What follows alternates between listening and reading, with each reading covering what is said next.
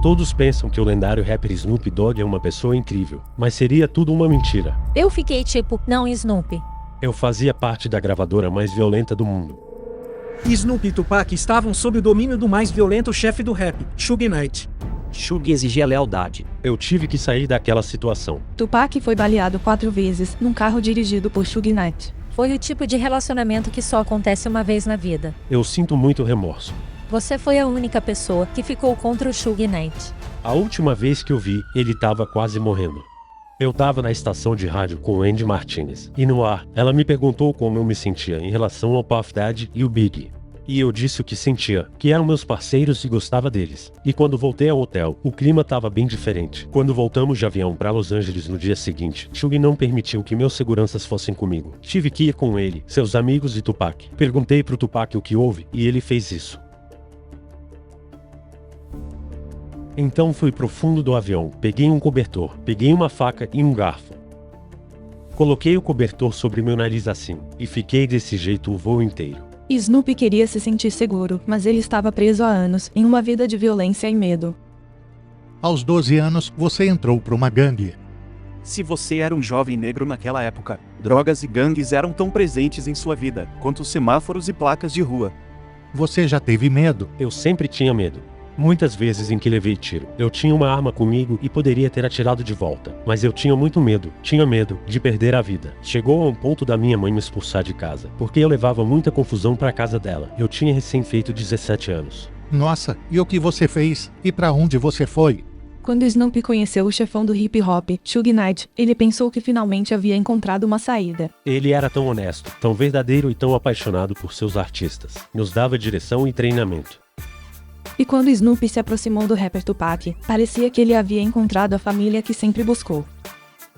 Nós começamos a sair juntos, e construímos uma irmandade. Nós representamos os dois lados do jogo, o tranquilo e o implacável. Eu fui falar com o Suge e disse que precisávamos ter o Tupac com a gente. Ele nos faria melhor e nos impulsionaria. Precisávamos da energia dele.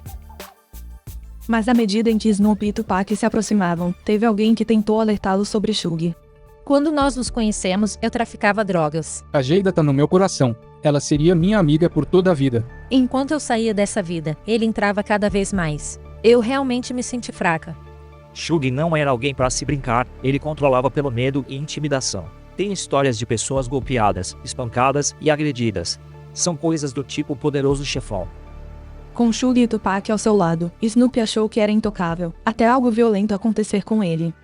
Você entrou no hip hop e foi tipo, agora vou deixar essas coisas pra trás. Eu fui junto com ele. O Snoop e seu segurança dirigiam pela rua e um sujeito tava tentando dizer algo pra eles. O cara tava armado e ia pegar a arma, quando meu segurança reagiu. O segurança do Snoop atirou e matou Philip Waldemarian. E então Snoop teve que tomar uma decisão sobre o tipo de pessoa que ele realmente queria ser. Foi algo traumático, e eu não sabia o que fazer. Queria me entregar e contar pra eles o que aconteceu. E o Snoop se entrega por assassinato em primeiro grau, e imediatamente Suge paga sua fiança de $1 milhão, e ele é concedido prisão domiciliar. Meu coração batia acelerado. Eu e o Tupac nos desentendemos porque ele queria que eu continuasse sendo gangster. Mas eu disse que eu logo ia ser pai, e tinha muito pelo que viver ainda. Uma pessoa tinha morrido, foi uma situação real, e eu não era como os outros. Eu sentia muito remorso, me sentia muito mal. Eu não queria mais viver essa vida de gangster. Nós, o júri do caso, declaramos o réu inocente do crime de assassinato em primeiro grau. Tupac e Suge queriam sua lealdade, mas Snoop queria ficar em paz. Havia muita tensão entre os rappers da costa leste e da costa leste. Tupac era firme na rixa que tinha com o Big, era algo sério. Não tem como fazer um álbum com Big e Puff. E no meio de tudo isso, nós tivemos essa grande entrevista. Me perguntou como eu me sentia em relação ao Puff e Big, e eu disse que eu era de boa com eles e que eu queria fazer música com eles. Tupac levou isso como se eu não tivesse mais do lado dele, e a gravadora me viu como um traidor. Você ficou do lado do inimigo. Snoop não fazia ideia que o tenso voo de volta para casa seria a última vez que veria Tupac vivo. Ele não falou nada comigo a viagem toda, e era um voo de 5 horas num avião particular. Eu desci do avião e perguntei pra ele se ele ia pra Las Vegas, e ele fez isso, e foi por uma direção e eu outra. Depois eu recebi uma ligação, dizendo pra ligar a TV urgentemente, e vi uma fita amarela e o carro do Suge. Tupac Shakur foi baleado 4 vezes num tiroteio. Ele tá em estado crítico e precisa de cuidados intensivos.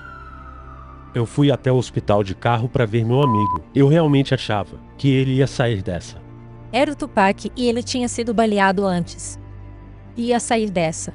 Então, eu chego e o vejo na cama deitado e não falamos nada. Comecei a sussurrar pra ele, dizendo que o amava, e pra aguentar firme que ele ficaria bem. Eu fui no banheiro, eu vomitei e então desmaiei. Porque eu e ele não estávamos numa boa, e eu não consegui nem me desculpar com ele, nem dizer que eu estava errado, e ver como eu poderia consertar aquilo. O rapper Tupac faleceu ontem à noite, após uma vida breve num ramo difícil. Ele tinha apenas 25 anos. Após perder Tupac, Snoop sabia que precisava escapar da violência, mesmo que isso o colocasse em perigo. Eu tinha que sair daquela situação. Quando você se torna adulto, você percebe que suas palavras têm poder, que você tem poder e precisa saber recuar. Death Row era mais negativa que positiva, e agora me cerco de positividade. E quando Snoop se posicionou contra Shug, ele não tinha ideia que alguém do passado estava observando. Você e eu nos conhecemos há um bom tempo. Verdade. E nesse tempo, tivemos uma relação um tanto complicada. Durante aquele tempo complicado, lembro que você foi a única pessoa que ficou contra Suge Knight e se posicionou abertamente. Eu virei o pacificador. O fato de você ter dito, eu não aceito isso, você não tem nem ideia do que significou pra mim. E começamos a nos ajudar. Ao escolher o amor em vez do medo, Snoop honrou o legado de Tupac e construiu a irmandade que sempre desejou. O Tupac aprendeu a amar desde muito cedo, e através de sua música, compartilhou seu amor com todos nós. Minha vida não se baseia em ser um gangster, mas se baseia em eu ser uma pessoa positiva, que ajuda os outros.